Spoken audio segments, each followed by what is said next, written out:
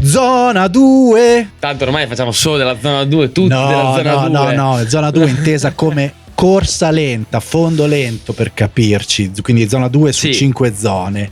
Oggi vi diremo tutto, cioè qualsiasi dubbio, problema, perché dovete correre.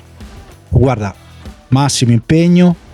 Alla fine di questo sul canale Running 451 trovate tanti video sulle zone 2 eccetera, e anche una masterclass già fatta, però qui ci saranno anche dei pezzi in più, anche il pezzo della nutrizione sulla zona 2. Perché è importante correre in zona 2? Perché non bisogna sempre andare veloci, cioè perché per andare veloci non serve spingere sempre di più, ma serve anche correre tanto lentamente. Anche se ovviamente gli allenamenti intensi più veloci sono imprescindibili se si vuole andare veloce, attenzione, però poi vi racconteremo dei casi personali di zona 2. Esatto. Ma poi scopriremo anche quanto dobbiamo stare in zona 2. Non quanto lo dico io, sì, o quanto lo dice Nicolas, anche però lo dirò io, ma tutti i modelli di distribuzione dei carichi, ok? Il modello piramidale, polarizzato, alla soglia, tradizionale, quanta percentuale di Z2 devo fare, ok? Diremo anche a chi fa pochi volumi come faccio a distribuirli. Perché una delle obiezioni maggiori è: ma io mi alleno 3-4 volte a settimana, ma come faccio a fare il polarizzato 80-20? C'è il modo. La distribuzione dei carichi va al di là di quanto mi alleno. È chiaro che magari se mi alleno molto poco c'è più recupero, però poi dipende anche dalla tua capacità di recupero. Poi Nicolas, tu ci aiuterai a capire come l'equilibrio tra alimentazione e integrazione possa essere d'aiuto a recuperare al meglio per allenarsi in Z2 e non solo. Parliamo nello specifico proprio della Z2 come di quella intensità alla quale c'è chi usa i grassi, c'è chi usa i carboidrati, c'è chi li usa tutti e due, che cerchiamo di capire proprio cosa significa correre in Z2 anche a livello metabolico. Io mi prendo l'impegno con chi impazzisce a restare in Z2, no, è impossibile, il mio orologio va in Z3, Z4, il mio orologio, attenzione che ho detto questa cosa, a che non impazzirete più dopo tutta questa puntata se la seguirete tutta. Mi prendo l'impegno a spiegarvi del perché vi dovete fare un mazzo così a correre piano, che a volte capisco che non sia divertente. Ti porto intanto anche il mio caso personale. Parliamo del tuo caso personale. Dai, io mi sono sempre allenato. Aspetta, prima la sigla. Corso e Mangiato, il podcast che unisce allenamento e nutrizione per la tua performance. Nicolas, dicevi il tuo caso personale. Io mi sono sempre allenato con tanta intensità, no? Da quando faccio triathlon, insomma, da tanti anni. E lo so. Esatto. E vabbè, quando ho deciso di dedicarmi un po' più alla maratona, e quindi mi hai aiutato tu in questa cosa, è successo questo, che dedicandomi più alla corsa e meno agli altri due sport del triathlon, mi hai fatto aumentare ovviamente i volumi della corsa e ho cominciato a correre molto spesso in Z2, cioè quello che era la corsa lenta, no? Che è la corsa lenta. Perché lenta. Prima equilibravi un po' con gli altri sport, esatto, col nuoto, col ciclismo. Esatto, in bici fai tante ore, quindi è più naturale certo. della Z2. Di corsa magari invece, appunto, quando ci metti tu sfruttavi le uscite di corsa per il triathlon, quelle specifiche, esatto, diciamo. per far più dello specifico, no? E quindi ho cominciato a correre lento, no? Che all'inizio vedevo il piano, dicevo, tutto sto lento, vabbè. Però effettivamente devo dire una cosa, che uno non mi sono mai fatto male, cioè ho corso molto di più e non mi sono mai fatto male, cioè questa è una cosa che sicuramente è già qui, potremmo fermarci. Esatto. Due, che comunque nelle settimane che passavano quel lento è diventato più veloce. Chiaro, okay, cioè a parità di frequenza cardiaca il passo aumentava. È aumentato, quindi in realtà non è, cioè, e questo si è tradotto poi alla fine della fiera, no? In una maratona che si è abbassato come tempo di 8 minuti mi pare in 3 mesi di preparazione rispetto a quella che avevo fatto allenandomi più da triatleta, no? Mantenendo la bici e quindi facendo più intensità. Quindi per me l'esperienza sulla zona 2 è... Sì. È stato un incrocio tra mi sono allenato più per la corsa a usare tanto la Z2, ma anche adesso hai detto che stavi riprendendo. Esatto, adesso sto riprendendo dopo un anno un po' così, no? E allora inizio con la Z2 che mi hai fatto fare, no? Comincio a correre a 5,50 la Z2 dopo le prime settimane, dopo 6-7 settimane già adesso la Z2 è a 5,25. Vedi. Cioè la Z2, esatto, è un bel feedback secondo me, vedere come si può migliorare in questo modo poi correndo. Ma io quando ho iniziato a riprendere, anch'io più o meno quando ho iniziato a riprendere te, corsa cammino, E poi dopo l'intensità in Z2, che è molto più lenta di una volta, ma è meglio non pensarci. Però anch'io noto intanto che all'inizio, e questo è normale e ne torneremo a parlare nella puntata, guardare il cardio ha senso fino a un certo punto, certo, perché c'è subito la deriva cardiaca, quindi bisogna fidarsi di più della test del parlato, come abbiamo già detto un'altra volta, sì, ma dove riesco a parlare tanto, dai. respirazione veramente poco impegnata, e anche a prendersi quelle micropause, non ti fermi, di cammino, in cui, perché farlo? Dici, ma io mi sto allenando per la corsa, perché così stai molto più tempo sulle gambe e anche metabolicamente riesci a mantenere un'intensità che poi ti permette di fare più tempo e di recuperare anche prima. Comunque nel pezzo in cui cammini la frequenza cardiaca si abbassa. Sì, comunque. Poi adesso che sono arrivato a riuscire a correre senza camminare, all'inizio dovevo fare dei lenti molto lenti, però nel giro di poche settimane sono già migliorati a parità più o meno di condizioni, poi dipende se fai la sera, la mattina, sì, beh, chiaro, certo, però... di una quindicina di secondi a chilometro. Però te ne rendi conto quando hai quel click, immagino. Certo. Scrivetelo nei commenti se avete avuto esperienze, tanto con la Z2, ma poi anche di ripresa, e quindi quell'allenamento che 2 settimane prima ti sembrava impossibile, poi vedi che le gambe vanno, no? Ed è grazie anche alla Z2. Io oggi faccio un 90% di bassa intensità e un 10% di piccoli interval training, variazioni di ritmo, esempio una ventina di serie di 15 secondi belle spinte, 30 secondi molto di recupero, oppure 20-40, piano piano inizierò a fare 30-30 perché non c'è fretta, certo. Però do anche gli stimoli ovviamente per la parte di soprasoglia, vicino al V2, intensità di V2 max, quando spingiamo V2 max stimato, ma rifacciamo la puntata di lunedì, uscita lunedì scorso sui test. Che cosa vogliamo capire però in primis di tutto? Intanto siamo affezionati alla Z2, no? Dalle nostre esperienze. Prima di tutto però dobbiamo capire cosa sono le zone. Ok, Simo, quindi partiamo dal capire cosa vuol dire, cosa sono le zone, cioè perché parliamo di zone. Allora, le zone intanto sono una convenzione nostra per organizzare al meglio l'allenamento in base alle intensità che produciamo, sia come carico esterno, quindi passo al chilometro o potenza, sia carico interno, quindi frequenza cardiaca, ma anche andamento del lattato. Le zone di allenamento servono quindi a suddividere l'intensità della corsa in livelli, no? Ciascuno con effetti specifici sul nostro corpo. Ogni zona corrispondono degli effetti, ma dobbiamo sempre ragionare che non sono dei cluster, ma quando sono in una zona lavoro su più caratteristiche, però in maniera precisa, in maniera preponderante più su una o due caratteristiche. Quindi quando alleno la Z2 io lavoro in maniera specifica sulla resistenza aerobica, però che cosa succede? Poi lo vedremo in maniera approfondita. Miglioro ad esempio aumento il numero di mitocondri, miglioro la densità mitocondriale, gli enzimi che lavorano dal punto di vista del sistema aerobico. Quindi cosa significa? Che migliora la mia capacità di utilizzare l'ossigeno. Quindi è vero che io lavoro sulla resistenza aerobica, ma in maniera indiretta lavoro sul 2 max. Tu ci stavi dicendo, io ho praticamente, perché poi ti sei ammalato eccetera, fatto solo Z2, tolto qualche un allenamento che mi hai detto che non hai camminato per un giorno sui 3000, però ti è migliorato il V2 max. Sì, quant'è il tuo V2 max adesso? 55. Ma va là, ma figurati, era 50 qualche puntata fa. No, era 54. Ah, 54. Era 54 la prima puntata e poi è aumentato. Tra l'altro il giorno che mi, vabbè, poi sai, è una stima, no? Però il giorno che l'orologio mi ha detto V2 max aumentato a 55 è stato dopo un allenamento lentissimo. Sì, non dopo un allenamento lungo. Probabilmente l'orologio è andato a stimare di come è stato più semplice dal tuo punto di vista dell'impegno, anche dell'ossigeno, fare quel tipo di allenamento. Esatto. Ma vediamo un attimo, scusami, ci sono 3 zone, 5 zone, 7 zone. Andiamo a vedere nel prossimo capitolo su come sono strutturate le zone. Qual è questa differenza? Cioè, allora, con 3, 5, 6, 9, 12? No, 12 no. Allora, le zone dal punto di vista metabolico sono 3. Ok. Una fino alla soglia aerobica. Vado piano. Ritorno alla puntata del test quando il lattato inizia a crescere. Ok.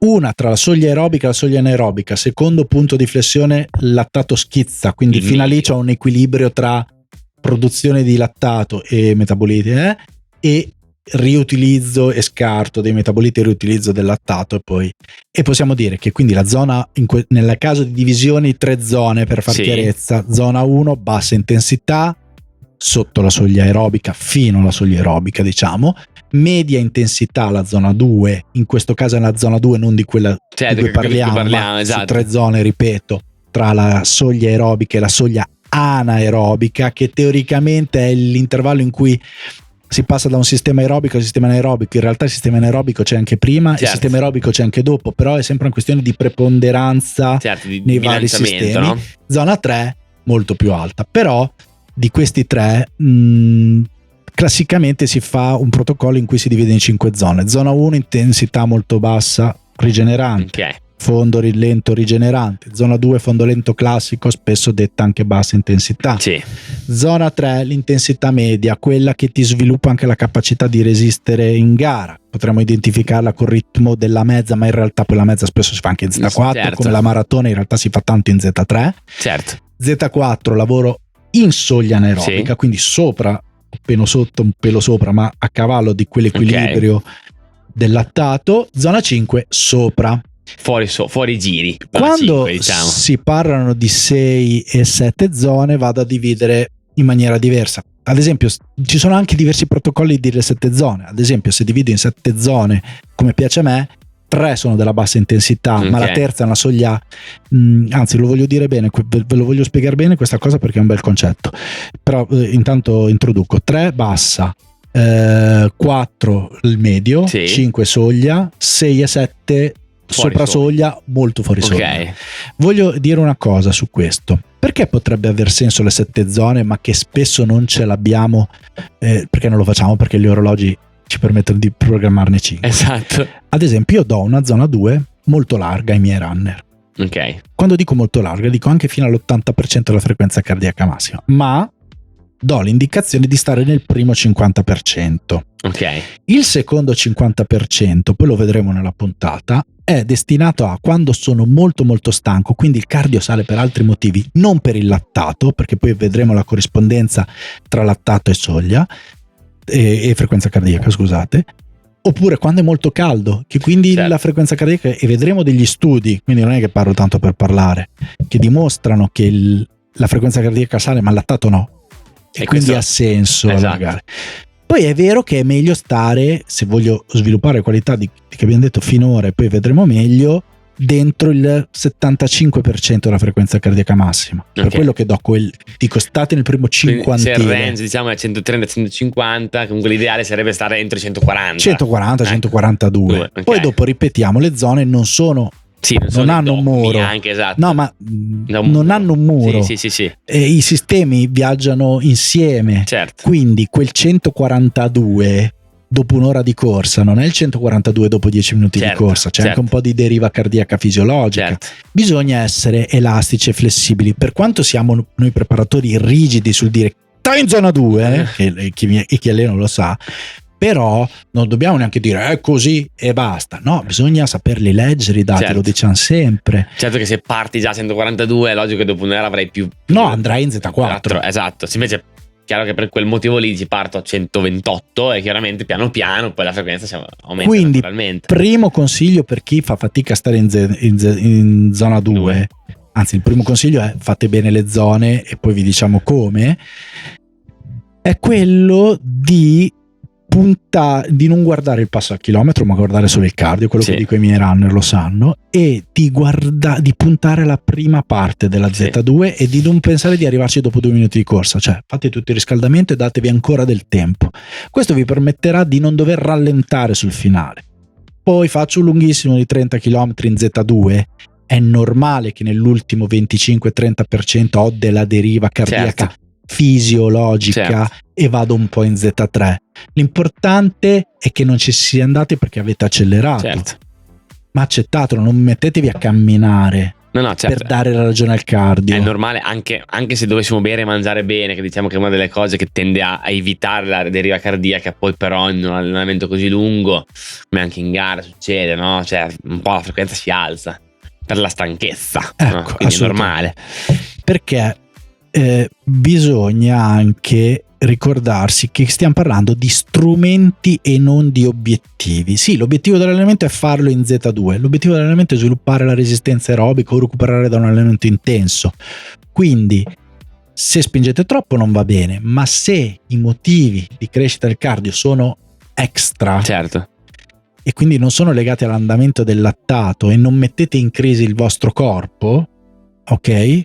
Amen. Poi è chiaro, se sono molto stanco, sì, a me ogni tanto succede qualche run e fa: coach, ero molto stanco, poi vado a vedere il passo medio è più veloce del solito lento. Vabbè, forse avevi fretta di andare, di non correre perché non ne avevi voglia, lo posso capire, però se sono molto stanco, allora comunque provate a puntare a stare nella parte bassa della Z2, poi accetteremo che sia un po' più alta del solito, ripeto, perché sono molto stanco, ma non perché avete spinto di più voi, perché sono molto stanco, io mi aspetto di vedere un allenamento più lento del solito. Esatto. Ok.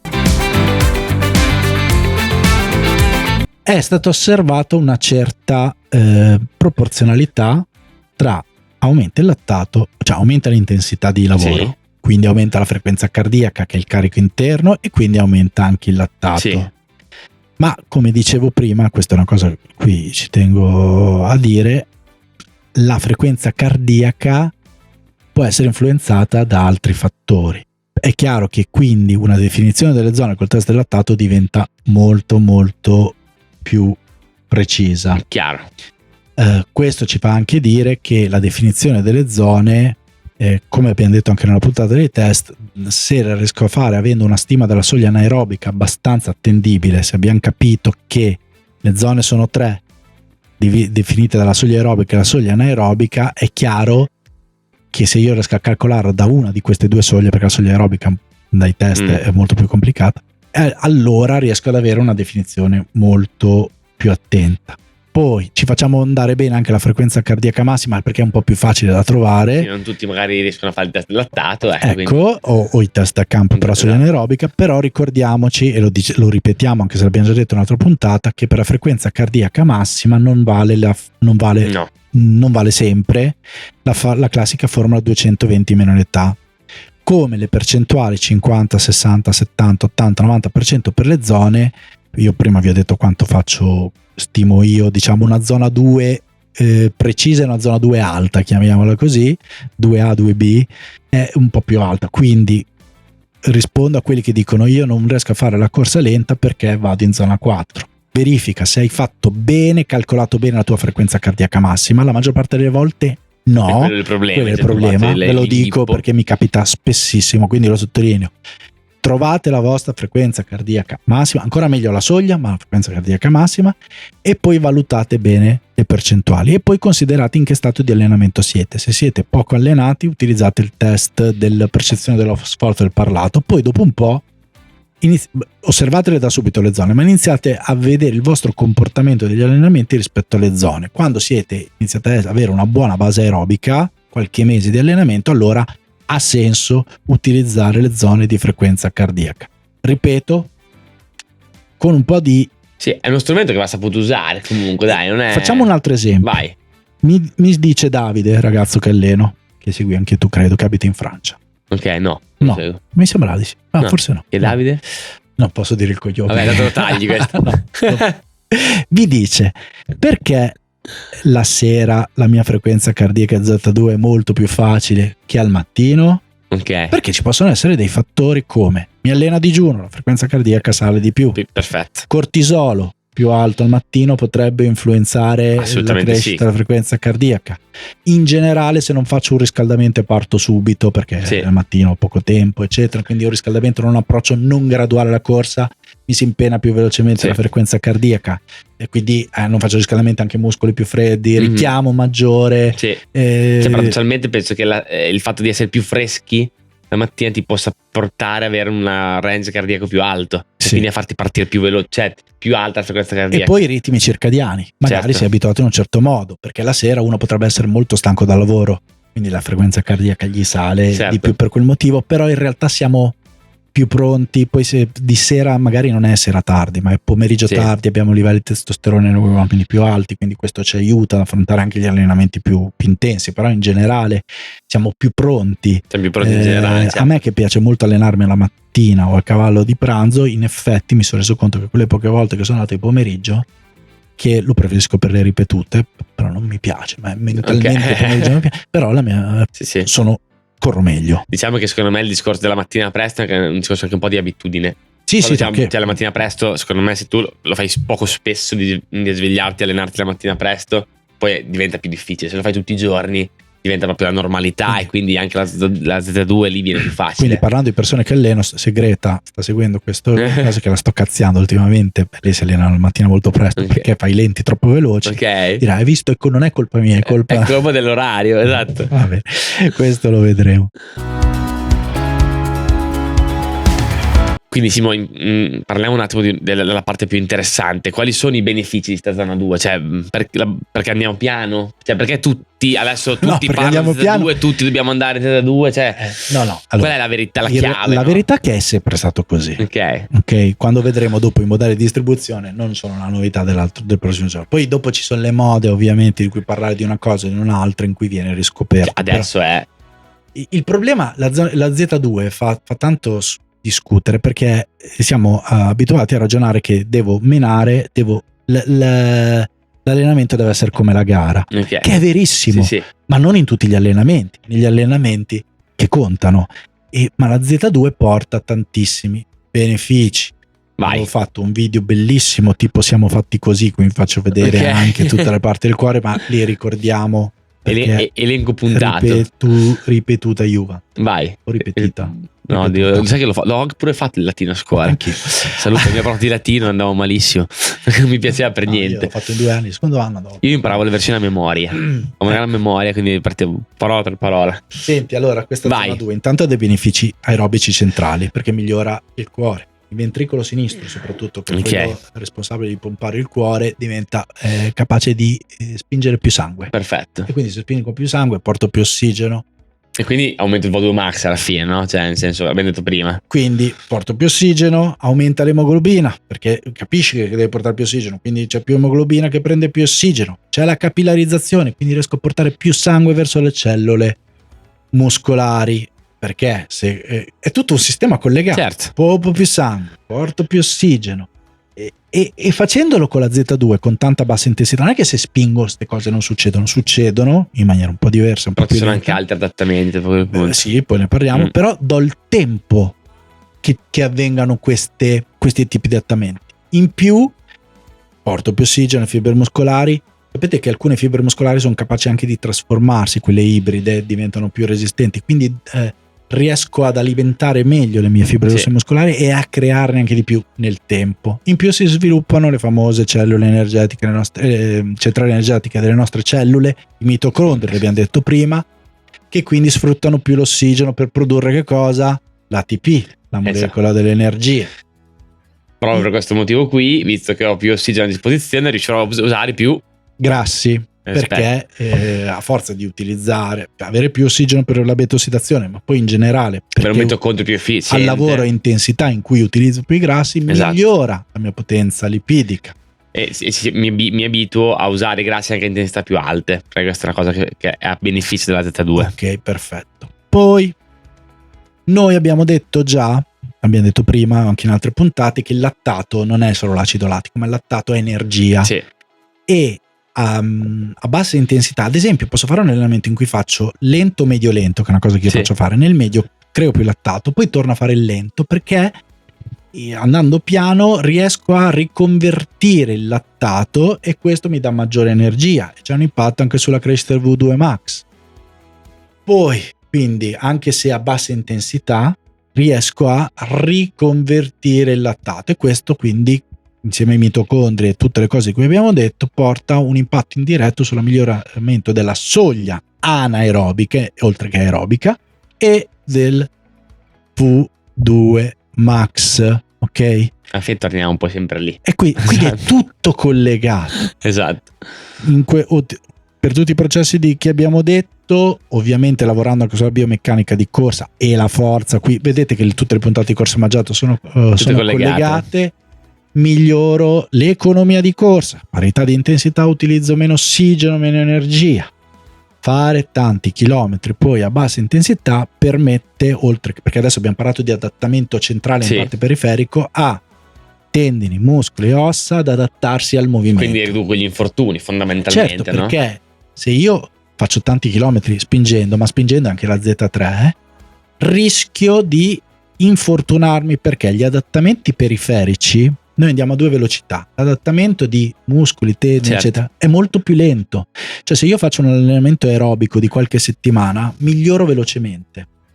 Questo è il motivo per cui se inserisco la bicicletta, quindi non ho impatti, io miglioro molto di più e velocemente, ma il resto non mi viene dietro, cioè le gambe, i tendini non mi vengono dietro, quindi iniziano a venire quei dolorini che poi si trasformano in infortuni. Se io lo faccio, ovviamente sempre con gradualità e progressione, anche se vado piano, ma lo faccio correndo piano, questa cosa avviene molto più organicamente, quindi do il tempo al mio corpo di svilupparsi, di migliorare. Ma gli adattamenti periferici richiedono mesi. Quindi alla fine è un investimento, cioè correre in Z2 è un investimento, cioè nel senso lo facciamo adesso per avere un beneficio poi in lungo termine. Però non smetto mai di farlo, perché ogni tanto qualcuno mi chiede: ma dopo tutta sta costruzione in Z2, se noi prendiamo il vecchio metodo di Lydiard, si faceva solo Z2, poi dopo si faceva solo intensità, proprio. No, non si smette mai. Poi è chiaro, poi dopo parleremo di distribuzione, cioè quanta Z2 eccetera, è chiaro che ad esempio io lo faccio che in alcune settimane uno si trova 50% di media, soprattutto media, non alta intensità, e bassa, ma se prendo tutto il ciclo poi ribilancio, perché magari voglio alzargli la condizione molto velocemente con un richiamo di quella che si chiama periodizzazione a blocchi, però vabbè, il lento c'è sempre. Quindi alla fine è un po' una costante. È chiaro che può avere alcuni significati diversi in funzione di quando lo faccio. Apriamo un'altra discussione. Ok, è un investimento, dobbiamo farlo, lo facciamo sempre, ma come facciamo a restare in Z2? Cioè, hai qualche tips? Nel senso, capita a tanti, ma poi anche io mi ci rivedo su questa cosa, che si tende poi a iniziare a correre in Z2, un po' l'abbiamo già detto anche, poi piano piano questa Z2 va un po' in deriva e di conseguenza si trasforma. E quello lo possiamo accettare. Prima di tutto ci sono 4 grossi problemi, no? Che è quello che stavi dicendo tu.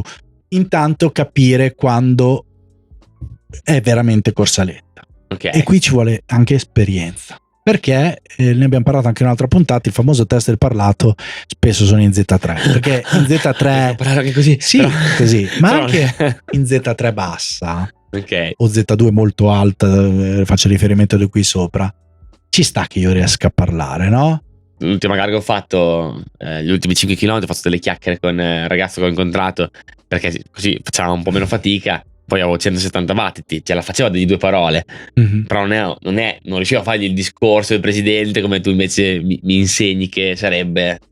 No, assolutamente. Quello che devi fare. Assolutamente. E quindi per questo ci dobbiamo fidare dei numeri. Quindi se abbiamo stimato bene la frequenza cardiaca massima o la frequenza alla soglia, abbiamo calcolato le percentuali, le abbiamo verificate. Questo è un lavoro che faccio io con i miei. Io faccio fare 2 test quando iniziano a correre, ok? Sì. E da lì stimo la soglia, la frequenza cardiaca massima.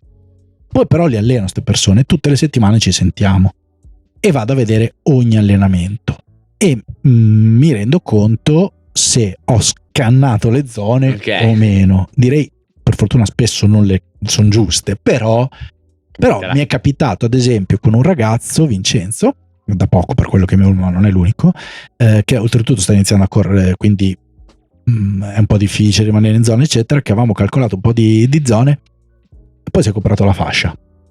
Ho voluto ricalcolare completamente.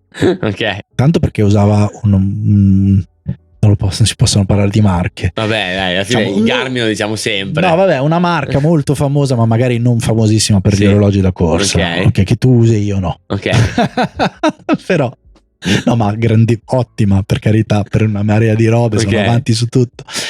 Però c'era una differenza di 20 battiti dal polso alla fascia. È chiaro che le zone erano completamente sbagliate. ok?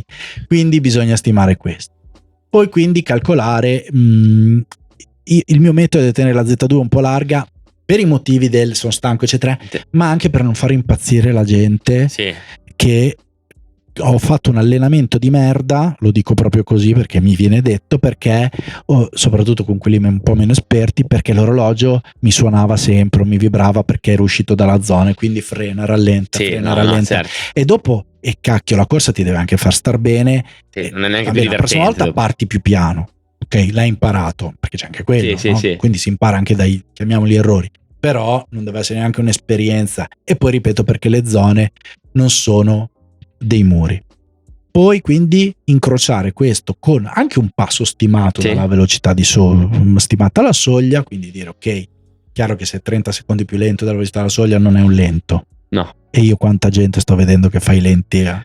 Un minuto più lento dalla velocità alla soglia? Ma guarda, anche 1 minuto e 20, 1 minuto e 30, ok. A volte anche 50, perché magari quel giorno sono un po' più brillante e la Z2 riesco a farla un po' più veloce. Ok. Falla, per carità, Sì, se sì. ti sentivi molto bene, non ti dirò mai niente. Cioè dobbiamo avere anche questo tipo di sensibilità qui, ok? Quindi non succede niente. Però quella famosa scala di Borg 10, o se no anche la scala di Borg tradizionale che va da 6 a 20, che ci sono gli aggettivi e ti dicono sforzo moderato. Ok, terzo problema. Corro piano e magari mi viene male alle gambe, lo so, sì. Corro impastato perché sono più lento di quello che sarebbe il mio passo naturale, diciamo. Perché? Cosa succede? C'è un fattore biomeccanico fondamentale sulla corsa lenta, che però, e questa cosa qui non l'ho mai detta, ma ormai l'ho verificata, no, ma ormai l'ho verificata con tante videoanalisi. Noi non ci accorgiamo che corriamo male quando andiamo veloce perché non sentiamo questi fastidi. Sì. E quindi ci sembra di avere una corsa sciolta. Ma in realtà, se io corro bene a qualsiasi velocità. È chiaro che la corsa veloce è più bella da vedere. Però se corro bene a qualsiasi velocità, ma se corro male a qualsiasi velocità. Quando vado veloce più... Non me ne rendo conto. Non me ne rendo conto perché è più sciolta. Ma quando rallento me ne rendo conto. Allora, chiaramente il fondo lento non deve penalizzare la biomeccanica. Quindi quando corro troppo piano per dar ragione all'orologio, ma le zone devono essere calcolate bene, lo ripeto, magari ho l'anca che non fa un movimento completo. Sì. E poi soprattutto l'errore più grande è questo: per dar ragione all'orologio, però qui parliamo di passo al chilometro, non di cardio, aumento l'oscillazione verticale, perché io rallento se rimbalzo di più così.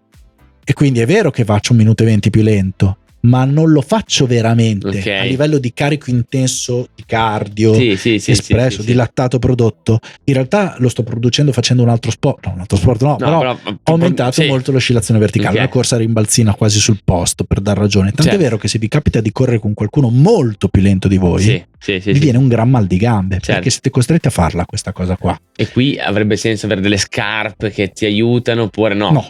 C'entra niente. Qui bisogna trovare intanto un'ottima postura di corsa e trovare il modo di correre lento, e anche qui incrociare l'intensità con una buona biomeccanica. Però ripeto, se la biomeccanica è buona, questa mi aiuta sempre. Cosa intendo? Busto bello dritto, aperto, tanta rilassatezza, che è la cosa più difficile ma più importante, quindi spalle decontratte, spalle verso il basso, bacino verso l'alto. E spinto in avanti, quindi non sedere devo andare indietro. Verso, diciamo, il punto in cui che devo raggiungerlo. Io voglio dire che il busto non deve star piegato in avanti, perché il sedere va indietro. Sento sempre dire sta cosa del busto. Il busto deve essere proiettato verso il cielo. È la nostra propensione, inclinazione di corsa a partire dalla caviglia, che è spinta in avanti. Noi dobbiamo essere sempre in caduta e tenerci, ma non perché piego il busto. Anzi, se piego il busto aumento la mia base, in realtà tengo anche più equilibrio perché mi va indietro il sedere. Certo. E scioltezza, decontrazione, i piedi che fanno un movimento circolare, il ginocchio che non sale troppo perché non stiamo facendo una corsa veloce, però che si muove, il piede di recupero che non lo perdo dietro, cioè tutte cose fondamentali. Chiaro, ripeto, non dobbiamo penalizzare la biomeccanica. Chiaro. Poi chiaro, Simo, che nella Z2 la deriva cardiaca può essere C anche perché non ho mangiato, non ho bevuto. Ecco, qui vienimi tu in soccorso di questa cosa qui, perché c'è una deriva cardiaca perché vado in sofferenza energetica. Vado in sofferenza energetica, cioè allora, quando non bevo e perdo più del 2% del mio peso, posso smettere di fare l'acqua, cioè, ho un aumento tendenziale di 10 battiti, quindi fondamentalmente vuol dire che la Z2 è già andata. Ma anche se non mangio, e a volte anche in allenamenti lenti, se sono un po' lunghi, il mangiare anche tanto può aiutarci proprio perché ci mantiene la frequenza cardiaca. Se invece faccio un allenamento, un'ora e 40, un'ora e 50, un'ora e mezza anche, tanti dicono beh dai, in Z2 non ho bisogno di mangiare. E invece sì, magari per la performance non avresti bisogno di mangiare, almeno se non faccio lunghi deplezione di glicogeno volontaria, però anche lì, cioè, a un certo punto se la mia performance comunque viene persa perché perdo la capacità di spingere, di conseguenza per avere lo stesso effetto devo avere battiti molto più alti, non sto più facendo lo stesso allenamento. Quindi anche Z2, se è un po' lunga, ha senso mangiare anche abbastanza in maniera cadenzata. Quindi tutti quelli che mi dicono faccio 20 km in Z2 ma non mangio, ma tanto sì, ma cosa mangio? Mangio sempre gli zuccheri alla fine, no? E quindi cosa mi serve? E quindi mi serve il donga dell'MTB NES, che è quello che è, esatto, è il gel che mi aiuta in questi casi a rimanere nella frequenza cardiaca giusta per fare Z2, che tutti voi potete acquistare con il codice sconto runner-451 sullo store www.mtbnes.it per i prodotti ovviamente non in promozione. Grazie a MTBNES e a tutti i suoi prodotti noi stiamo andando in onda e vi stiamo spiegando tutte queste cose per la Z2, ma non possiamo anche non considerare la temperatura, perché certo, a brevissimo vi spiegherò, grazie a degli studi, e ti dirò, perché secondo me non li conosci, di come il caldo possa fare aumentare il cardio, sì, ma non sforiamo in realtà col lattato e quindi con le zone. Perché tecnicamente d'estate sappiamo tutti che col caldo è più difficile allenarsi in generale, ma soprattutto mantenere una zona 2. E quindi è importante mantenersi freschi grazie al nostro altro partner MTBNES e questa Biotex bellissima, te la tiro fuori perché ce l'ho qua. Hai detto MTBNES a posto di Biotex? Sì, ho detto Biotex, scusate, vabbè, ma tanto siamo qua, non sto neanche a dire. Biotex, che oltre a ottimi prodotti per l'inverno, adesso che sta arrivando il caldo, iniziano a esserci allenamenti che sì, poi adesso a volte l'acqua è fredda, a volte caldo, però si sta bene. In pausa pranzo soprattutto si sta già bene, dai, alla fine. Allora, intanto qui c'è scritto che c'è polipropilene, carbonio. L'hai letto stavolta, esatto. E poi c'è scritto una scritta che a me piace molto vedere nei nostri abbigliamenti, cioè Made in Italy, che non è scontato, ragazzi, esatto. E quindi mantenere la giusta temperatura corporea, codice sconto Biotex scritto in maiuscolo 451 sullo store online. E ecco, adesso state vedendo questa bellissima ragazza meglio di noi che corre, che indossa abbigliamento Biotex, però ci vedete anche in tanti nostri reel, storie. Fatti sapere, magari se avete provato. Ecco, fateci sapere se avete provato, se avete preso la cintura che vi abbiamo consigliato, che è mai più senza io. Esatto. No, veramente la cintura mi ha svoltato la vita. No, è vero. E anche i prodotti MTBNES, che veramente due partner che ci portiamo nel e col cuore, perché ci stanno aiutando tanto, anche grazie all'allenamento che abbiamo fatto e che vedrete fra 2 puntate, un bellissimo, una roba strafiga che abbiamo fatto. Non spoileriamo più di tanto. Bene, quindi adesso però vi voglio parlare degli studi col caldo. Esatto. Quindi cominciamo con un primo studio che mi hai fatto conoscere tu, lo dici te questo nome? Show o Chloe? Ce lo siamo scritti. Show e Coil del 2022. Okay. No, perché un antefatto. Io ero proprio, dicevo, ma possibile che d'estate sia quasi impossibile allenarsi in Z2? Ma scusate, se è il lattato, ma il lattato non cresce col caldo, invece la frequenza cardiaca, perché deve andare a raffreddare l'epidermite e mantenere la temperatura interna regolare, sì. Ci saranno degli studi, quindi vai a cerca che ti ricerca il portale PubMed eccetera. Esatto. Allora c'è questo studio, dice che quando il calore aumenta la frequenza cardiaca aumenta anch'esso, questo lo sappiamo, ma non c'è un corrispondente aumento del lattato nei muscoli, ok? Perché a bassa o moderata intensità, qui parliamo sempre di allenamenti lenti, poi è chiaro che se spingo un discorso diverso, il cuore batte di più per raffreddare il corpo. Quindi fondamentalmente io ho più battiti perché ho caldo, ma questo non si riflette in una maggiore intensità dell'allenamento. Sì, e pensa a te quando c'è addirittura molta più umidità. Certo. No? Certo. Quindi l'organismo deve inviare più sangue alla pelle per disperdere il calore. Sì, abbiamo una circolazione che funziona molto più verso l'esterno, esatto. E quindi non è detto che tu metabolicamente stia uscendo dalla zona 2. Il che vuol dire non è che adesso mi scrivete voi che vi alleno. Quindi ma coach era in Z2, però sì, il cardio si era in Z4, ma c'erano 28 gradi. No, dobbiamo trovare anche in qui. Aprile, esatto. Dobbiamo anche trovare qui una quadra tra le cose. Però è stato interessante questo studio perché ha verificato questo aspetto qui. In questo caso qua ha senso basarmi un po' sul passo che tengo di solito, perché magari appunto che ho quei 5-6 battiti in più. Secondo me ha senso correre un po' più piano. Ok, ha comunque senso, dice. Perché ti basi anche sulla percezione della fatica. L'allenamento in fondo lento comunque deve rimanere poco impegnativo. Poi è chiaro che con i primi caldi farò un po' più fatica. Vabbè, amen. Ci sta. C'è un altro studio di Young e i suoi soci del 2021. Come vedete sono studi molto recenti, 2022-2021. Esatto. Okay. Che valgono molto di più perché appunto qui hanno sperimentato esercizi progressivi fino allo sfinimento. Ok, non lo svenimento. No, a temperature di 20, 30 e 40 gradi. Adesso le camere del calore si fanno 40 gradi. Appunto. La frequenza cardiaca e la ventilazione erano più alte e si vedeva anche un picco di lattato. Ma l'aumento del lattato non era dovuto unicamente a un cambio metabolico, quanto al fatto che la sudorazione modificava l'eliminazione del lattato e si creava uno stress termico complessivo. Ok, quindi fondamentalmente se guardassi solo il battito ti verrebbe da dire no, ok, sto uscendo dalla zona, sono in crisi, e invece poi magari anche lì è solo il caldo, no? Solo, tra virgolette. Il battito cresce più per il caldo che per l'intensità espressa, no? Quindi il punto è che in questo caso eravamo sotto sforzo non tanto per l'intensità espressa, ma per i fattori esterni, ok? Sì. Quindi chiaro che rallento, però capisci che i dati iniziano un po'.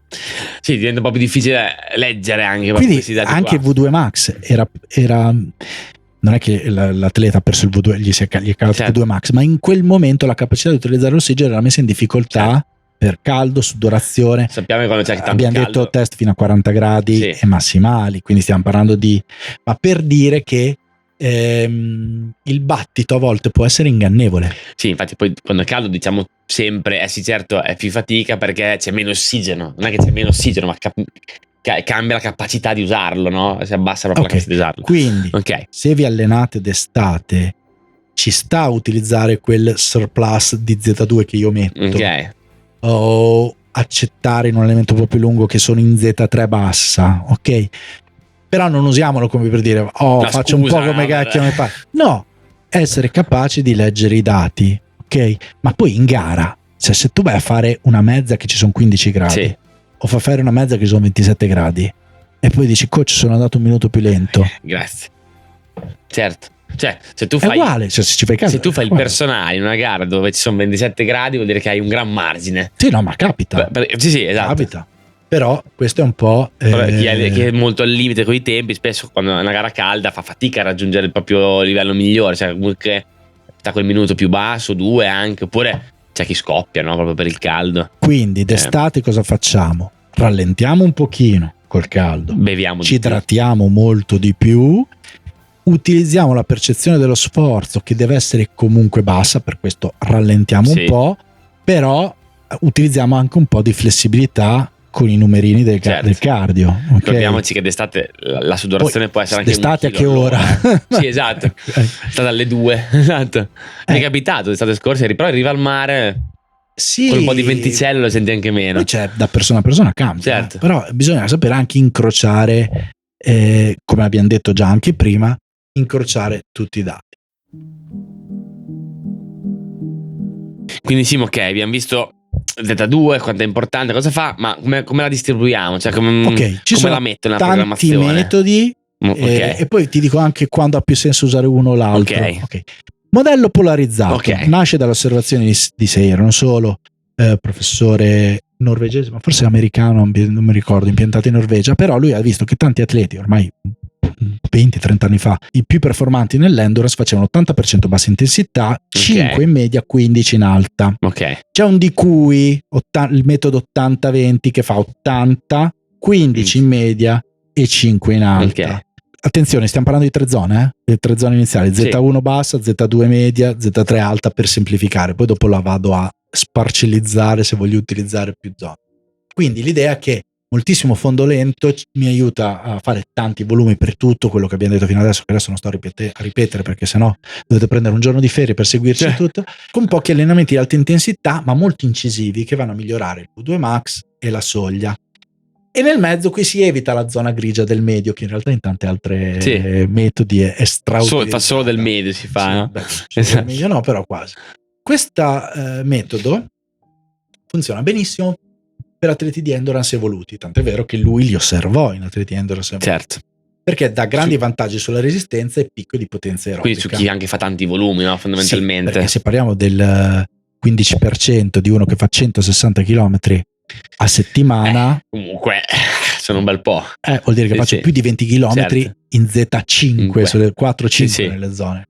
Invece è un po' contro rispetto a chi vuole lavorare sui ritmi e la soglia, perché magari lavora tanto sulla mezza e sulla maratona, ad esempio. Poi c'è il piramidale. Come ti sembra? Te l'hai visto? Il piramidale me lo immagino come ovviamente una piramide. Prima era una specie di clessidra piccolina. Esatto, piramide vuol dire che più vado verso le zone alte e più piccolo il tempo che ci sto. Dai, infatti si fa, in questo caso 75% di bassa intensità, 20 di media, 5 di alta. Che non sembra, così a dirlo, così tanto diverso. Ma infatti non ci sono grosse differenze. È chiaro che su tanti volumi le differenze iniziano a esserci, su pochi. Su pochi no. Comunque c'è una zona media un po' più presente, diciamo, no? Sì, in questo caso si fanno molti più sessioni di fondo medio, allenamento che io reputo fondamentale per la mezza e per la maratona, ma anche per la 10, ripetute lunghe, ripetute lavori a ritmo maratona, quindi in Z3, dove invece poche volte si lavora su altissima intensità, tipo ripetute 500, anche perché ci sono delle ricerche che anche più brevi, che dimostrano di come a volte questa cosa sia negativa sui mitocondri, fare molta intensità. Quindi sicuramente con la alta intensità tu non abitui niente nel tuo corpo, cioè per forza puoi usare solo i zuccheri, non c'è margine, no? Mentre la Z2 ti porta proprio a incrementare questo margine. Sì, assolutamente, e tant'è vero che vantaggio di questo metodo rispetto all'altro, che magari ti fa alzare un po' di più il tetto di lavoro, questo ti abitua a lavorare ai ritmi gara e ti permette anche di fare delle intensità senza andare a caricare troppo, rischiando di farti male e di non recuperare abbastanza. Quindi magari anche psicologicamente ti dà quel feeling che stai comunque performando all'intensità di gara e ti ci abitui forse un po' di più. Sì, e il contro però è come potrebbe non massimizzare le tue prestazioni, anche se indirettamente probabilmente lo fa. Modello soglia, giusto? Cioè come si distingue? Cioè modello, no? Chiamato proprio così, threshold model. E come si distingue dal resto? Sai che io questo poi sono andato poi dopo trovate tutto nella bibliografia, sono andato un po' a verificare perché c'erano diverse scuole di pensiero, perché a volte il modello alla soglia si confonde col doppia soglia norvegese di cui dopo parliamo. Qui il modello alla soglia è ancora più presente la media intensità, quindi 60-70% di bassa. Abbassiamo proprio i chilometri in 25-30 media e 5-10 alta. È una piramide un po' più schiacciata rispetto alla precedente. Questa è una estremizzazione del metodo della piramidale sui lavori alla soglia. Quindi si fanno più allenamenti proprio banalmente più allenamenti a velocità sostenuta. Sì, poi dipende dai volumi, però qui secondo me servono maggiori capacità di recupero. È molto può essere molto ben seguito da chi prepara fino alla mezza. Dai 5.000 alla mezza. Se ci fa anche volumi più piccoli. Per i 10.000 è perfetto. No, anche se fai tanti volumi e ottime capacità di recupero, se ci pensi enfatizza i 10.000 perché lavoro sulla soglia, sul medio. Quindi potrebbe essere utile. Di contro anche questo non lavori tanto su V2 Max, devi stare attento a non farti male, perché esatto. Quello che mi viene a pensare a me, anche dicendo prima che la Z2 riduce gli infortuni, è quello che proprio mi viene da pensare questo, cioè magari se enfatizzo la Z4 magari rischio proprio di passare di là. Sì, assolutamente, questo è un po' un rischio. Poi c'è anche un modello tradizionale, chiamiamolo lineare, ma anche questo è un po', per me è abbastanza simile al modello che abbiamo appena detto, perché è un ibrido tra il piramidale e questo, cioè 65-70% bassa intensità, 15-20 media, 10-15 alta. Quindi qual è un po' più democristiano, sì, okay. Cioè fai un po' meno medio, però fai un po' più alta intensità, fai abbastanza recupero. Secondo me è il classico lavoro settimanale in cui magari fai il lungo lento o il lungo specifico al posto di un lavoro in soglia, quindi uno dei due, lungo specifico, lavoro in soglia, e ripetute brevi molto veloci, e il resto fai dei lenti. Ok. Questo è perché è tradizionale? Perché la maggior parte della gente si allena sempre così. Chi si allena su 5 allenamenti, 5-6 allenamenti, più o meno fa così. Sì, cambierà un po' i lavori. Diciamo che da quello che mi viene a pensare anche che per chi non è avvezzo alla pianificazione degli allenamenti, questi due modelli sono abbastanza simili. Cioè io che vedo la programmazione ma non le faccio, mi viene da pensare che insomma per me è un metodo che dà un colpo al cerchio e un colpo alla botte, per chi magari fa meno periodizzazione, perché adesso vedremo che i metodi si possono usare insieme, magari fa anche tante gare, quindi più o meno e non tutte uguali, cioè magari fa la mezza, fa la 10, poi dice aggiungo 2 lunghi, faccio una maratona, quindi allena un po' tutto. Mi è capitato anche di seguire una ragazza che fa 100 e la settimana dopo ha fatto una 5. Vabbè. Ogni volta che sento così, un preparatore atletica muore. No, scherzo, sto scherzando. Visti questi metodi, e tu hai detto prima che nella periodizzazione, sai che non abbiamo detto di mettere like, subscribe al canale, mamma mia, questo è e 5 stelle su Spotify. Vediamo se l'avete fatto anche se non ve l'abbiamo detto, perché poi lo andiamo a vedere quanti like e sappiamo in che momento, esatto. Purtroppo non sappiamo chi è stato, venivi a suonare a casa. Esatto. Però sì, su Spotify 5 stelle e segui su YouTube anche like, scrivi, subscribe e commenta. Vi piacciono queste puntate? Esatto. Diteci cosa ne pensate, quali usate anche di questi metodi, anche perché ne abbiamo visti tanti adesso, no? E dici un po', perché tu ti hai detto ok, questi sono i metodi che si possono anche usare insieme in base alla periodizzazione. Quindi se io voglio costruirmi un po' una periodizzazione di allenamento, come li posso intersecare? Allora, magari io faccio un periodo di preparazione dove faccio tanto fondo lento, a me piace metterci lavori di forza, qualche medio, qualche lavoro molto breve e brillante per non sederci, e poi inizio a fare, che ne so, 6 settimane, un esempio, perché poi dipende quando c'è la gara obiettiva, però così 6 settimane di polarizzato, perché voglio crescere molto sul V2 Max, quindi alzare il tetto di lavoro, per poi magari voglio fare una maratona e magari faccio una mezza alla fine di questo periodo, poi voglio fare una maratona e quindi viro sul piramidale, perché inizio a fare lavori, oppure anche il metodo in soglia, perché inizio a fare lavori più in soglia e quindi mi specializzo di più sulla maratona. Cioè è inutile fare tanto V2 Max, o l'80-20 invece che il polarizzato, cioè 80-15 medio 5, piramidale 70-25-5. Adesso mi sto confondendo anche con le percentuali, quindi prima polarizzato e poi piramidale. Invece magari l'atleta di elite che ne so prepara le mezze, allora magari fa tanto piramidale, dove magari fa molto volume, bassa intensità prima della costruzione, poi mette il piramidale, poi per alzare ancora di più le condizioni invece mette il polarizzato, perché fa lavori a molta intensità. Dipende molto dalla situazione, dal livello, dell'esperienza che abbiamo qui, no? Fondamentalmente. Poi magari chi fa mezzo fondo, quindi distanze molto brevi o fine ai 5000, potrebbe concentrarsi più su un polarizzato, e qui prendiamo il metodo norvegese di cui noi avevamo parlato. Il metodo norvegese che cos'è? la distribuzione dei carichi, se prendiamo, non è di Ingebrigtsen, perché però se prendiamo Ingebrigtsen che lo segue, se andiamo a vedere sui 160 km settimanali, lui fa 80-20 più o meno di distribuzione.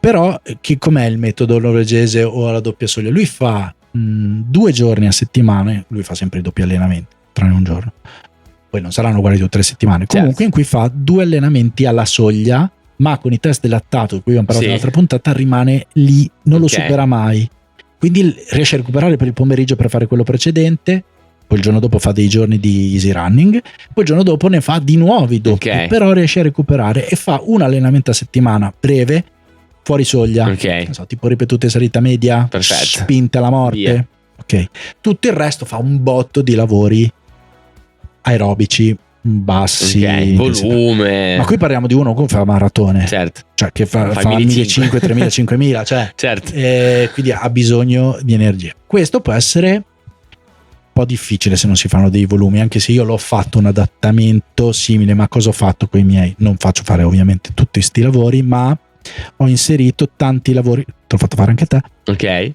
di interval training con recuperi molto brevi, tipo che ne so 9 minuti a un'intensità leggermente sotto soglia con 1 minuto di recupero in corsetta, in maniera che tu riesci a fare tanti volumi belli intensi, come un medio però mentalmente anche più spezzettato, però poi a fine allenamento non sei morto, ma hai lavorato sulla soglia e anche sul V2 Max, e questo permette di farne magari uno in più a settimana, bilanciato con i fondi lenti, però questo può essere un'altra chiave. Poi Nicolas, come sempre, al di là di tutta la bibliografia, siamo andati a cercare anche degli studi che ci confermassero le nostre teorie. C'è questo studio di Casado del 2022, anche questo molto recente, nuovo, che non è una sua ricerca, ma sai che a volte fanno le revisioni di altri studi, anzi tante volte sono utili, sono le più utili, perché fai uno studio preso da solo, magari invece una revisione, sai. Allora, è una revisione di 10 studi su atleti di elite che correvano dai 1500 alla maratona, prendiamo tutti. Perfetto. Analizzando come distribuivano le intensità di carichi, ragioniamo sempre zona 1 bassa, zona 2 media, zona 3 alta. Che si vede? Mi faccio le domande da solo.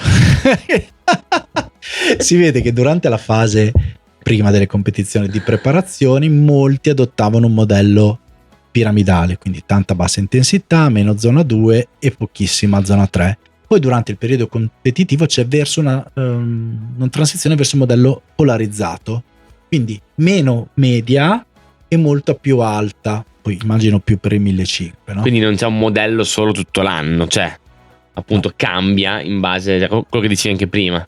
Sì, poi dopo cambiano in maniera diversa, cioè i maratoneti che hanno più bisogno di grandi volumi rimangono più piramidali, anche in prossimità della gara mantengono quella che è l'intensità della maratona. Magari sai, io i lavori molto intensi li metto per dare una scossa un po' anche più meccanica, no?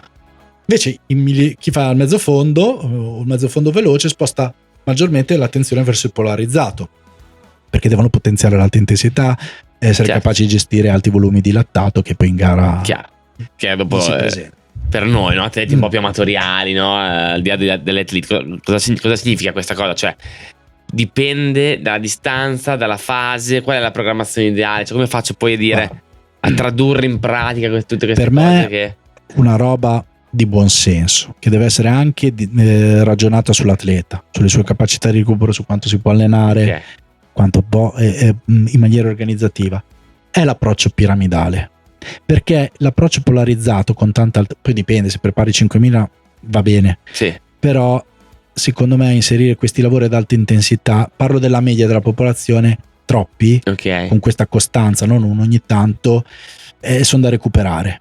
Invece la media, tanto poi la maggior parte prepara la 10 e la mezza la maratona, alla fine. Con le ultra maggior ragione, ha più senso enfatizzare, cioè fare tanta bassa, enfatizzare la zona che poi dopo si ritrova nel periodo gara. Questo quindi, secondo me è la media. Quindi invece perché fa distanze più brevi, tipo 1500, allora, 5000, dopo lì inserire ripetute molto intense, brevi o medie, quindi anche i 1000 tiratissimi, magari con recuperi diversi, ha più senso. Ma quello che rimane sempre è la Z2 nelle 5 zone alla bassa intensità, esatto, che rimane, no? Io guardavo gli allenamenti, adesso non mi ricordo il nome, se no lo citerei, di un ragazzo che allena le basse intensità.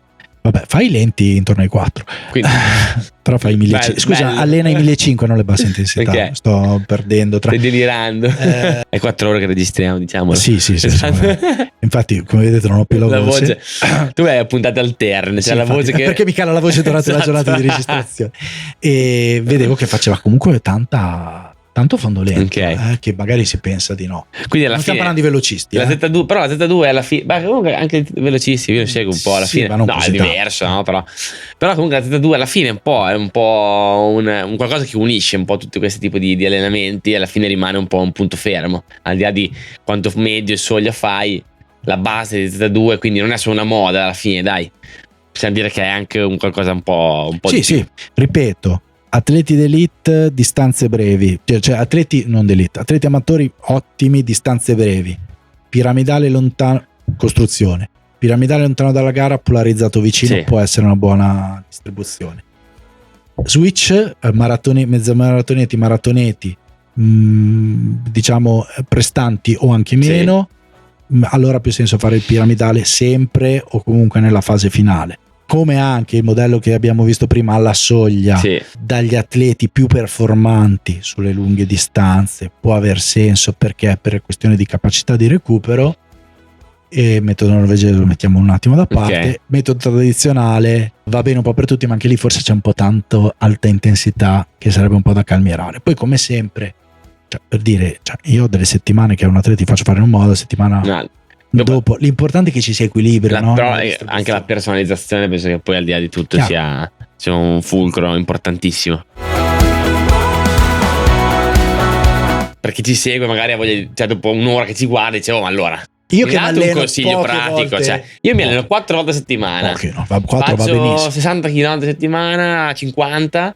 Mi dai un consiglio pratico per distribuire? Il primo consiglio è smetti di per forza che non dobbiamo ragionare sulla settimana, che è una convenzione, ma io potrei ragionare sul ciclo di 14 giorni, o di 10 giorni, 10. Certo. Sì, alla fine le settimane sono convenzioni sociali, quindi è vero.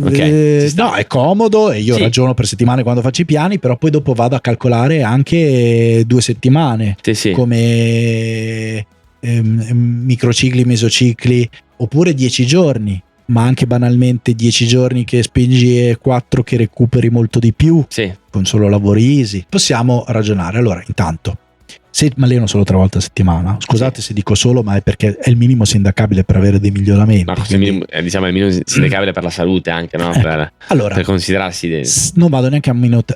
Attenzione, per la distribuzione dei carichi, non l'abbiamo detto, è meglio misurare i minuti di lavoro e non i chilometri, però vabbè, per comodità potrei usare i chilometri, è un po' come il piatto con la zona, invece di pesare i cibi, esatto, in questo caso faccio 2 allenamenti a bassa intensità, uno a media o alta intensità, fine. Perfetto. E potrei fare anche tutte le settimane uguali, più o meno. Più o meno, magari cambio il poi tipo magari a volte una settimana ne fai 2 un po' più intensi, uno medio, uno alta intensità, e magari la settimana dopo recuperi tutta bassa intensità. Quindi in realtà, esatto, poi anche ne hai fatti sempre 2 su 6. Puoi anche un po' compensare su 2 o 3 settimane, sì. Ok, mi alleno 4 volte, metodo tradizionale, una alta intensità, 2 a bassa intensità, la quarta balla tra un'altra bassa intensità o media intensità a seconda del momento della preparazione e anche di quanto sono impegnative. Ma magari quella settimana lì ho un lungo specifico tirato, gli altri 3 sono dei lenti. Quindi non è che dobbiamo avere sempre settimane in cui c'è per forza allenamento sul VO2 max o allenamento sulle ripetute. Questo è un po' il limite degli allenamenti di gruppo, non di quello che abbiamo fatto noi in pista, che l'abbiamo personalizzato, in cui ci si ritrova sempre il martedì o il giovedì a fare le ripetute, quindi si fa tutti uguali. Si fa tutti uguali o quasi. E poi dicevo, qualcuno all'estero le fanno martedì e il giovedì, e non so come faccio. Sì. Poi posso, come dicevo, ragionare quindi su un ciclo più grande. Quindi non lo so, prendiamo 10 giorni. Su 10 giorni mi alleno 6 volte, anzi 7 volte. Se mi alleno 7 volte, io posso fare tranquillamente almeno 4 allenamenti a bassa intensità, se non 5, dipende. Se magari il quinto è lungo lento, allora scusami, se il quarto è lungo lento, allora posso inserire, proprio per bilanciare i carichi, 2 a media e 1 ad alta. Perfetto. È chiaro che non faccio 5, due mesi e un'altra, perché poi l'altra cosa che conta è quando li faccio e i tempi di recupero, il famoso tempo di recupero che vi dà l'orologio. Voglio dire una cosa, a parte che a volte è un po' sovrastimato, mi permetto di dire, però se ci fate caso cambia colore in questa marca di orologi qui. E cosa vuol dire? Non che non posso correre fino all'allenamento dopo, ma che magari le prime ore non faccio niente. Sarebbe meglio. Però anche già dopo 24 ore posso fare un lento rigenerante. Poi a un certo punto le ore di recupero diventano verdi. Lì vuol dire che io posso fare quello che voglio, teoricamente. Certo, ma comunque in generale se guardi, se il tuo orologio ti dà 39 ore di recupero e vai a fare un lento rigenerante, dopo saranno ancora 39, non te ne dà altre 20, cioè sono sempre quelle, cioè non cambiano, anzi. E a volte potrebbero anche migliorare, no? Perché sì, a volte succede che l'orologio ti dice, prendiamolo con le molle, hai accorciato i tempi di recupero, o hai allungato perché hai dormito male. Esatto, hai accorciato perché hai avuto un bilanciamento buono tra momenti di riposo e momenti di attività. Per chi lo tiene. Poi, ultima cosa, ricordiamoci che i lenti possiamo metterci una serie di allunghi finali, che non è che mi fa alta intensità, ma mi dà un po' di biomeccanica. Faccio 10 km di lento e 2 km un po' più tirati, per dare un po' di stimolo. È chiaro che poi non è come una seduta lenta, però non è che hai fatto 12 km di alta intensità. Sì, non hai stravolto la tua giornata, diciamo. Se vi chiedete invece, esempio, faccio un 6x1000, però prima mi scaldo 3 km, poi faccio i recuperi di 200 metri e poi faccio 2 km di faticamento. Quei 6 km 2 che ho detto a bassa intensità non si calcolano sulla bassa intensità. Quindi tutto allenamento, quello che conta è il post, con il famoso EPO, che è tutto quello che succede di recupero. Quindi quell'allenamento lì è un allenamento di 12 km e quei 12 km sono tutti di minuti, dovremmo ragionare sui minuti. Poi dopo 70 minuti e poi dopo ripeto, proprio perché i conti non devono spaccare il decimale. Sì, lo prendo, ma magari lo prendo come seduta, cioè potremmo parlare anche di 80-20 quando parliamo di polarizzato, quindi che vuol dire che se faccio 5 allenamenti 4 e 1. Ok, chiaro. Sì, molto, può anche essere semplificato in quel modo lì. E quindi tutto questo come può tornare sulla parte, diciamo, di metabolismo? Cioè, metabolicamente parlando, noi abbiamo detto anche prima, no? Quando siamo a intensità alta, alla fine bruciamo solo zuccheri, non possiamo fare diversamente. Quando siamo a intensità bassa, no, invece, cioè quello è un punto che è molto diverso da atleta ad atleta, è considerato un'intensità a cui bruciamo grassi, cioè in maniera molto popolare viene sempre detto a bassa intensità si brucia grassi, no? Che non è del tutto vero, no? A bassa intensità, atleta 2, che quindi è 70% della V2 Max, noi non bruciamo esattamente grassi, bruciamo sicuramente carboidrati e un po' di grassi, ok? Il punto in cui bruciamo i grassi reale è a riposo, ok? Però tra tutte, diciamo, le zone di allenamento con cui abbiamo a che fare, sicuramente la Z2 è una zona dove i grassi intervengono, e il fatto di allenarsi in Z2 fa anche aumentare la capacità di bruciare grassi. Cioè, se io mi alleno sempre ad alta intensità, il mio corpo si abitua a bruciare carboidrati perché sono le uniche cose che può usare e quindi non avrò scampo, ok? Se invece mi alleno a bruciare grassi, il mio corpo si allenerà anche a mobilitarli, a renderli disponibili, ricordando che nel nostro corpo ci sono i grassi, ok? E qui interviene anche magari la possibilità di fare la Z2 a digiuno. Sì. Cioè, se mi posso allenare in queste basse intensità senza avere disponibilità di carboidrati in corpo, in questo modo andrò a forzare un po' il mio corpo a utilizzare, a smobilitare i grassi che ho già dentro di me per poter avere l'energia senza dover intaccare la quota proteica. Se mi alleno sempre dopo aver mangiato, cioè immagina che ti alleni la mattina e qualsiasi allenamento tu faccia, alla fine ti mangi 3 biscotti prima di partire. È chiaro che tu non stimolerai mai diciamo, l'utilizzo dei grassi come carburante perché hai mangiato, quindi la glicemia ti sarà alzata, di conseguenza sicuramente avrai capacità di intaccare le riserve di carboidrati, ma magari sarà molto difficile intaccare quelle di grassi. Se invece parti a digiuno, magari anche la sera prima non hai mangiato i carboidrati, sei proprio in scarico di carboidrati, si chiama, a quel punto mi alleno proprio anche a smobilitare le riserve di grassi. E quindi un atleta evoluto che si allena tanto, che fa tanti volumi, sarà in grado di usare più grassi di un atleta neofita, e questa è una cosa importante in generale. La seconda cosa è che più un atleta è esperto, evoluto, e più la percentuale di frequenza cardiaca al quale può usare i grassi un po' aumenta, perché diventa più efficiente il metabolismo, grazie proprio all'efficientamento dei mitocondri, alla capacità maggiore di usare ossigeno. Questo atleta qua potrà usare grassi anche avvicinandomi alla Z3 o alla Z4, magari in percentuale più piccola, ma però li può usare, mentre un neofita, uno che inizia a correre, probabilmente già in Z2, no, le prime volte, certo, sarà già un metabolismo completamente glucidico. Dopo tutto questa cosa sono curioso di sentire la tua ricetta nell'angolo delle rubriche e il mio allenamento. Bullet coffee.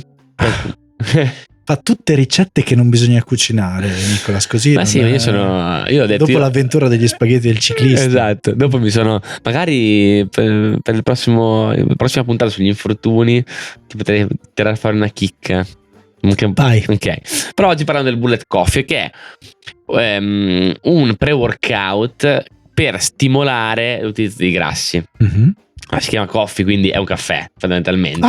Esatto. Pensavo fosse tè. È un caffè americano nel senso che è un caffè con l'aggiunta di acqua, perché lo vogliamo fare un po' lunghetto, perché ci dobbiamo sciogliere dentro due cose, ok? Uno è il burro, ok, e uno è l'olio di cocco. Vabbè, non fa quella faccia, dai. Sì. E poi non è male. Ma no. Perché ci sciolgo dentro questi due componenti? A ogni ricetta Nicolas, la sorella fa un giro dentro la tomba. C'è l'anima sua. Puoi rendermelo buono, magari, questo bullet coffee. Qualche spezia, puoi dire, insomma, metti la cannella. Non so. Vedi che te mangi. Esatto. Comunque, perché ci metto? Qual è il senso di fare un mix di caffeina? Vai. No, adesso seriamente, esatto. dai. Il burro e l'olio di cocco sono due componenti particolari, perché hanno dei grassi, come immaginate. I grassi di questi due alimenti sono grassi a catena media. Ok, grassi a catena media, una volta che arrivano nell'intestino, subito hanno una capacità di essere assorbiti direttamente nel sangue, senza passare, diciamo, dal fegato, tutto il giro che fanno tutti gli altri alimenti, e arrivare comunque al muscolo. E quindi, nonostante sono grassi, fungono un pochettino anche da elementi energizzanti. Ma Giovanotti si mangiava un panetto da mezzo chilo, mi sembra, di burro quando era là sulle Ande con la bicicletta, no? Ha senso questa che cosa. Che invidia, quanto sarebbe bello farlo. È bellissimo. Io ho fatto viaggi in bici e devo dire che effettivamente lì puoi mangiare veramente di tutto, che non c'è problema. Ma non per quello. Vabbè, sì, anche per quello. Però, lì proprio andavamo al supermercato, cercavamo gli ingredienti più calorici possibili. Che bello. E poi siamo tornati a casa, comunque pesavamo di meno di quando siamo partiti. Bene, ce ne parlerai in un prossimo Esatto. Comunque, quindi intanto abbiamo la capacità di dare un po' di energia a digiuno, che male non fa, ma questi due elementi poi riescono anche a smobilitare un po' le riserve di grasso. Cioè, una volta che il mio corpo ha a disposizione questi grassi, li può usare, è tendenzialmente più stimolato a smontare catene lipidiche dal mio corpo per ricavare altri trigliceridi, altre acidi grassi. Quindi fondamentalmente è un ottimo modo per allenare la capacità del metabolismo a bruciare i grassi. Okay. È interessante, ovviamente. Quindi caffè, burro, olio di cocco, sì, basta, è acqua bollente e mischio, esatto.